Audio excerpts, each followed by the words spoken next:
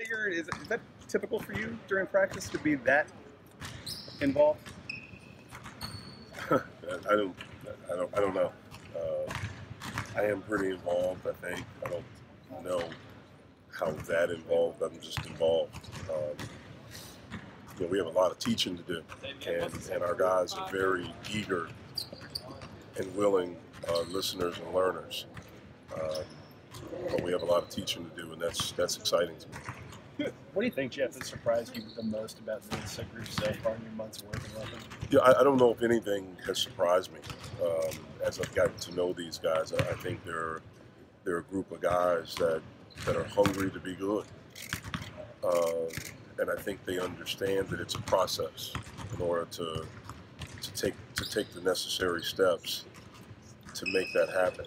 And we have to go through that process. And going through that process is difficult. It's challenging.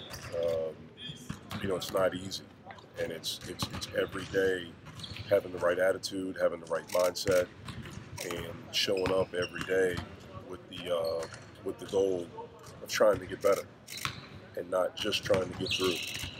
And so, we've done. This group has done that, and I'm not surprised by that as I've gotten to know them.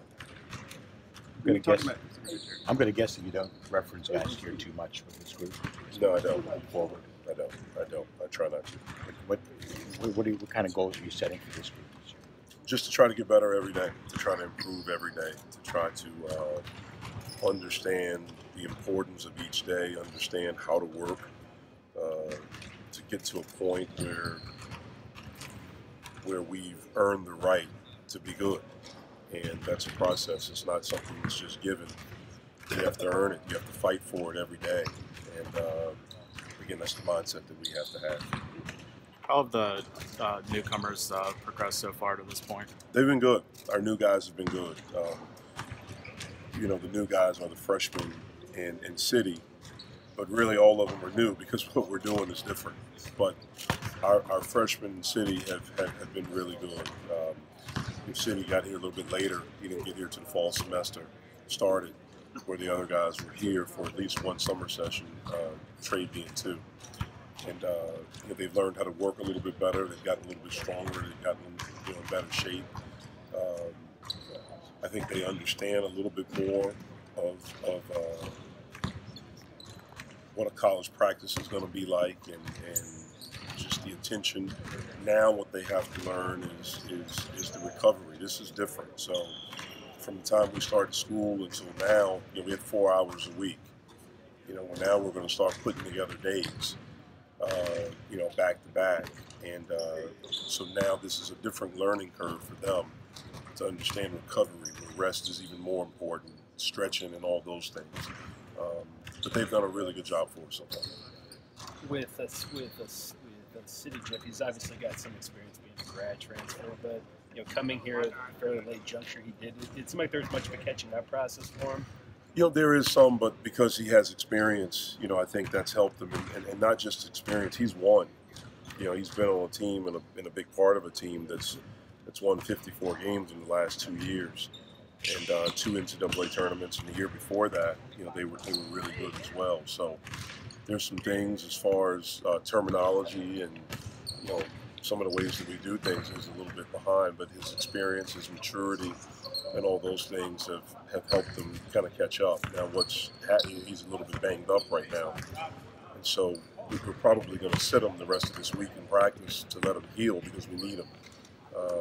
But he's been really good for us. What have you seen from your 3 big guys that played last year that kind of gives you some thoughts that they could develop beyond what they showed on the floor last season? Well, first and foremost, they're young, and so they have a lot to learn.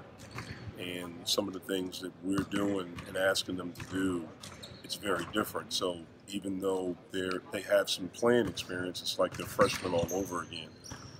And a lot of times it takes a little bit longer for a big guy to kind of understand those things.